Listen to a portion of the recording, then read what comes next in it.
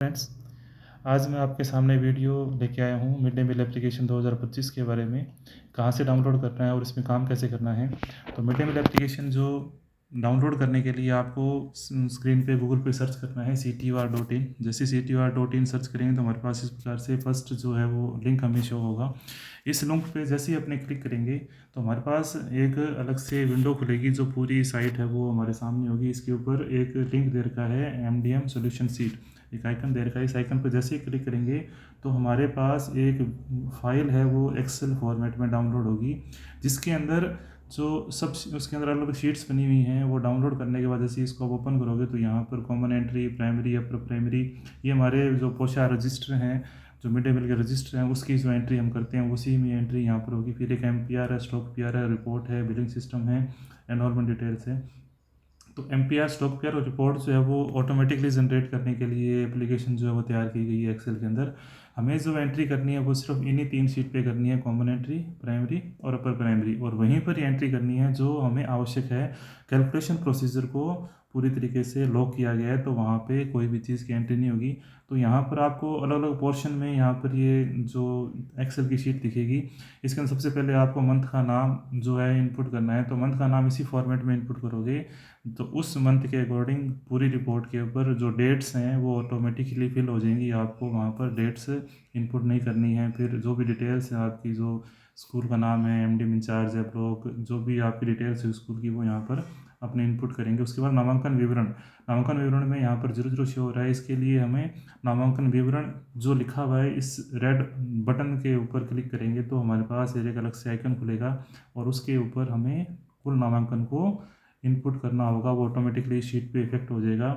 उसके बाद यहाँ पर खाद्यान्न विवरण, खाद्यान्न विवरण के लिए आपको यहाँ पर एक अलग से बनाया गया है लिंक। इस पर जैसे हम सिर्फ जो वाइट बॉक्स हैं प्रारंभिक खाद्यान्न में कुल खाद्यान्न, उसमें गेहूँ और चावल की मात्रा प्राइमरी और अपर प्राइमरी के दोनों के सेक्शन के लिए आप इनपुट करोगे। हमारे पास महीने के प्रारंभ में कितना खाद्यान्न है। उसके बाद वितरणकर्ता से प्राप्त खाद्यान्न की एंट्री यहाँ नहीं होगी। इसके नीचे आपको नोट डाल दिया हुआ है कि किस प्रकार से वितरणकर्ता के खाद्यान्न प्राप्त करने के लिए या अन्य स्रोत से प्राप्त करने के लिए हमें उस प्राइमरी और अपर प्राइमरी शीट जो यहाँ पर है, इन दोनों शीट्स में आपको इनपुट करोगे जिस तारीख वो आपने गेहूँ या चावल का स्टॉक आपने प्राप्त किया है।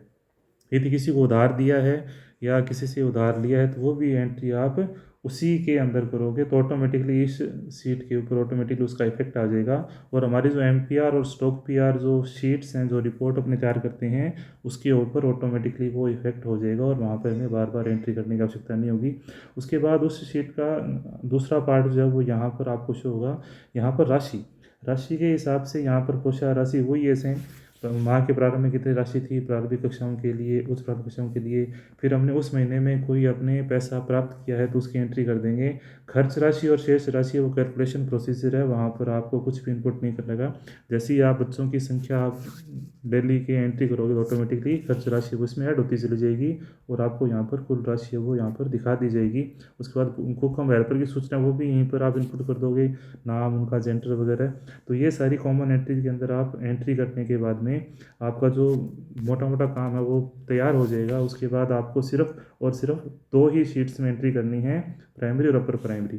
प्राइमरी अपर प्राइमरी के अंदर शीट्स में एंट्री करने के लिए हमें किस प्रकार करना है, हम आगे देखते हैं। तो सबसे पहले हमें देखना है कि नामांकन विवरण पे कैसे क्लिक करेंगे। नामांकन विवरण पे जैसे ही क्लिक करेंगे तो हमारे पास एक अलग से शीट खुलेगी जिसके ऊपर हमें कुल नामांकन यहाँ पर इनपुट करना होगा। हमारे क्लास वाइज, कैटेगरी वाइज जो भी बच्चे हमारे स्कूल में एनरोल हैं उन सब की डिटेल यहाँ पर फीड करेंगे और वापस बैक टू कॉमन एंट्री पे जाओगे तो हमारे पास ये मैंने एंट्री इस पे करके अभी मैंने आपको दिखाया। पहले यहाँ पर 00 नामांकन थे लेकिन मैंने यहाँ पर एग्जाम्पल के रूप में यहाँ पर एंट्री मैंने करके दिखा दी। जैसे ही मैं एंट्री करूँगा तो मेरे पास नामांकन विवरण में कुल एनरोल्ड स्टूडेंट ऑटोमेटिकली यहाँ फीड हो गए। उसके बाद खाद्यान्न विवरण के लिए हमें क्या करना है, जैसे यहाँ पर कोई भी खाद्यान्न की एंट्री यहाँ पर नहीं की हुई है तो अब मैं क्या करूँगा, खाद्यान्न की एंट्री यहाँ पर मैंने अभी फीड कर दी। तो जैसे ही यहाँ पर फीड की जाएगी तो ये एंट्री होने के बाद में आप क्या देखोगे कि हमारे पास जो स्टॉक की एंट्री है वो यहाँ पर हो गई है। अब हम क्या कर सकते हैं, डेली की एंट्री बच्चों के अकॉर्डिंग हम किस प्रकार से करना है, किस प्रकार से बच्चों का हमने उपस्थिति है वो लगानी है, वो अपने कैटर कर सकते हैं। उसके बाद उसके दूसरे पोर्शन में हमारे पास राशि है। वो राशि भी हमारे पास यदि माह के प्रारंभ में माइनस में है या प्लस में है, जो भी राशि यहाँ पर इनपुट करेंगे, प्राप्त राशि कोई है तो हमारा बैलेंस है वो लास्ट में शो होगा।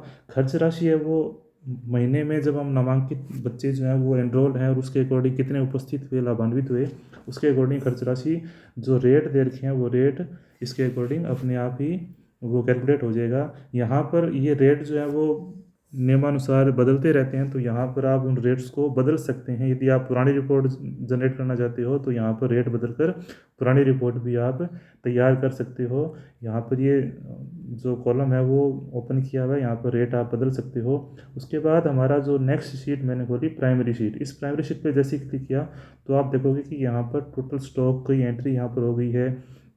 जो हमारा स्टॉक जो हमने कॉमन एंट्री पे अपलोड किया था, जो उसमें एंट्री की थी, वो यहाँ पर शीट हो गई है। महीने का नाम और उसके वार और ऑटोमेटिकली यहाँ पर फीड हो गए हैं, तो हमें इसको बार बार करने की आवश्यकता नहीं है। इस तरह पर प्राइमरी शीट पे आएंगे तो उसी पर उस पर भी क्या है, पूरा स्टॉक की एंट्री है वो महीने के दिनों के अकॉर्डिंग ऑटोमेटिकली यहाँ पर स्टॉक है वो यहाँ पर एंट्री हो गई है। अब हम क्या करेंगे, जो एनरोल्ड स्टूडेंट है वो भी हमारे पास इधर देखो यहाँ पर नामांकन है वो भी ऑटोमेटिकली यहाँ पर शीट पे शो हो गए। तो जो भी डिटेल है वो ऑटोमेटिकली कॉमन एंट्री की दोनों शीट्स पे इफेक्ट है वो यहाँ पर हो गया। उसके बाद जो है कुल नामांकन मतलब कि लाभान्वित के बाद हमने कुछ उपस्थित कितने हैं, मतलब कि 1 तारीख को उपस्थित कितने हैं, 2 तारीख को उपस्थित कितने हैं, तो यहाँ पर गुरुवार, शुक्रवार, शनिवार, तो मैंने विद एग्जांपल थोड़ा सा बताया कि किस प्रकार से एंट्री करेंगे। तो जैसे ही अपने कुल उपस्थित एंट्री करेंगे तो वो कुल लाभान्वित में एंट्री अपना इफेक्ट होगी। यदि आप चाहते हो कि लाभान्वित संख्या चेंज करनी है तो लाभान्वित यहाँ से चेंज कर सकते हो। बाय डिफ़ॉल्ट ये ऑटोमेटिकली उपस्थित को ही लाभान्वित में एंट्री के रूप में लिया जाएगा। यदि आप चाहते हो कि लाभान्वित कम है तो उनको यहाँ पर आप एडिट करके लाभान्वित की संख्या चेंज कर सकते हो। उसके बाद जैसे ही आपने उपस्थित और लाभान्वित की एंट्री की तो आप देखोगे उपयोग खाद्यान्न में यदि उस दिन गुरुवार है तो गुरुवार को चावल कटता है तो चावल ऑटोमेटिक कटेगा। यदि बाकी वार में यहाँ पर गेहूं की एंट्री डिडक्ट हुई है। उसके बाद देखो मंगलवार ट्यूसडे था 6 तारीख को, तो यहाँ पर अपने आप ही तो मंगलवार और गुरुवार को ऑटोमेटिकली ये चावल का स्टॉक माइनस करेगा। अदर जो वार हैं, जो दूसरे वार हैं मंगलवार और गुरुवार के अलावा जहाँ गेहूँ यूज़ होता है ऑटोमेटिकली गेहूँ कटेगा। अब इसमें ये भी कर रखा है कि यदि चावल का स्टॉक आपके नील हो जाता है तो ऑटोमेटिकली आपको कुछ भी करने की आवश्यकता नहीं है, ऑटोमेटिकली वो गेहूं के स्टॉक में से ही नील करेगा, फिर वो चावल का स्टॉक आपका यूज़ नहीं करेगा नियमानुसार, जैसा कि इसमें दिया हुआ है। इस तरह से हम अपर प्राइमरी शीट पे जाएंगे। अपर प्राइमरी शीट के अंदर जो नामांकन अपने आप आ गया, फिर मैंने कुछ उपस्थित तो लाभान्वित मैंने एंट्री कुछ की है, तो यहाँ पर भी आप देख सकते हो कि ऑटोमेटिकली 150 ग्राम के हिसाब से जो गेहूँ है और चावल है वो डिडक्ट हो गया। यहाँ पर गुरुवार था तो गुरुवार को चावल कटे, फिर नीचे मंगलवार आ गया वापस के चावल कटे, फिर गुरुवार को चावल कटे। अदरवाइज़ वहाँ पर गेहूं की एंट्री, यदि यहाँ पर चावल का स्टॉक वही है, यदि नील हो जाता है तो ऑटोमेटिकली वो गेहूं की एंट्री दिखाई जाएगी अपर प्राइमरी के अंदर। अब ये जो एंट्री होने के बाद हम देखेंगे कि किस प्रकार से, यदि मैंने आपको शुरू में बताया किस प्रकार से यदि हमारे पास वितरणकर्ता से कुछ खाद्यान्न प्राप्त हो जाता है तो उसकी एंट्री हम इस शीट के ऊपर करेंगे जिस मद में हमने वो खाद्यान्न प्राप्त किया है, प्राइमरी या अपर प्राइमरी। तो मैंने क्या किया, एग्जाम्पल के रूप में वितरणकर्ता से प्राप्त खाद्यान्न मान लो 7 तारीख को यहाँ पर प्राप्त हुआ, तो 3 कुंटल और एक कुंटल 15 किलो हमने चावल है वो गेहूँ और चावल प्राप्त किए, तो वो स्टॉक है वो ऑटोमेटिकली यहाँ पर अपडेट हो जाएगा। और वो स्टॉक अपडेट होने के बाद में ये शीट जो है वो हमारे पास इस प्रकार से इसके अंदर भी एंट्री इफेक्ट हो जाएगी। तो वो अपने बार बार करने की आवश्यकता नहीं है।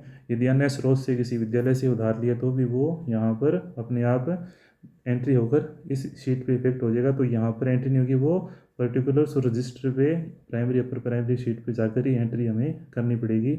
उसके बाद हमारा जो मोटा जो रूप है वो शीट्स का, हमारा प्राइमरी अपर प्राइमरी में जो भी हमने डे वाइज 1 से लेकर 30 तारीख 31 तारीख जो भी एंट्री कर दी, उसकी एंट्री करने के बाद में हमारे स्टॉक हैं वो अपडेट होते चले जाएंगे और स्टॉक है ऑटोमेटिकली रिडक्ट होकर हमारे कुल खाद्यान्न में से उपयोग खाद्यान्न की एंट्री ऑटोमेटिकली होती चली जाएगी। अब जो मेन काम है वो हमारा है एम पी आर जो तैयार करने हैं। तो एम के अंदर हमें कुछ भी एंट्री नहीं की, ऑटोमेटिकली जो एम है वो हमारी तैयार है। जो भी एंट्री हमने की वो ऑटोमेटिकली यहाँ पर फीड हो चुकी है। फिर दूसरा है हमारी स्टॉक पी आर शीट पे जैसे ही क्लिक करेंगे तो यहाँ पर भी वो सारी शीट्स जो हैं वो यहाँ पर कैलकुलेशन प्रोसीजर के अकॉर्डिंग खाद्यान्न की मात्रा, चावल की मात्रा जो यूज़ की, वो प्रारंभिक खाद्यान्न की मात्रा सब है जो यहाँ पर ऑटोमेटिकली रिपोर्ट है वो तैयार हो गई। उसके बाद इस रिपोर्ट का दूसरा पार्ट है कि इसके अंदर में कितने स्टॉक पहले था, कितने राशि थी, राशि भी ऑटोमेटिकली कैलकुलेट होगी। राशि के अकॉर्डिंग अपडेटेड राशि जो है वो महीने के लास्ट में जो राशि है वो हमारी ऑटोमेटिकली अपडेट होगी। सब कुछ ये ऑटोमेटिकली रिपोर्ट जनरेट होगी, इसमें आपको कुछ भी एंट्री नहीं करनी है। उसके बाद हमारी जो रिपोर्ट फॉर्मेशन है पोषाहार कार्यक्रम की, उसके अकॉर्डिंग भी रिपोर्ट है ऑटोमेटिकली, ये हमारा सब कुछ तैयार है। इसमें कुछ भी हमें एंट्री करने की आवश्यकता नहीं है। इनको सिर्फ क्या करना है, प्रिंट लेकर हमें सिर्फ वो आगे फॉरवर्ड करना है और कुछ भी नहीं करना। ये सारा का सारा रिपोर्ट जनरेट होने के बाद आप देखोगे कि हमारी जो राशियां हैं वो भी यहाँ पर अपडेट हो गई। किस प्रकार से जो राशि हमारी खर्च राशि थी वो भी आ गई, प्रारंभिक राशि इतनी थी और प्राप्त राशि इतनी थी, और उसके बाद हमारा शेष राशि का स्टॉक है वो भी हमें वो दिखा दे। इस तरह से हमारा स्टॉक भी अपडेट हो जाएगा। अब इस फाइल को क्या करना है, सेव करना है। अब हमें नेक्स्ट मंथ के लिए इस फाइल को यूज़ करना है, तो इस फाइल को अगले नाम से सेव एज करके इन चीज़ों को वापस एडिट करेंगे और अगले मंथ के लिए उसी प्रकार से इसी शीट को हम यूज़ करेंगे। हम तो दोबारा बता दूँ कहाँ से डाउनलोड करना है। इसको डाउनलोड करने के लिए हमें गूगल पर CTOR.in पे टाइप करेंगे और हमारे पास जो पहला लिंक है वो इस साइट का आएगा। इस साइट पे जाकर हमें ये MDM सॉल्यूशन शीट्स डाउनलोड करेंगे। यदि फिर भी कोई क्वेरी हो तो आप मैसेज कर सकते हैं, और इस वीडियो को पसंद आए तो शेयर करें। धन्यवाद।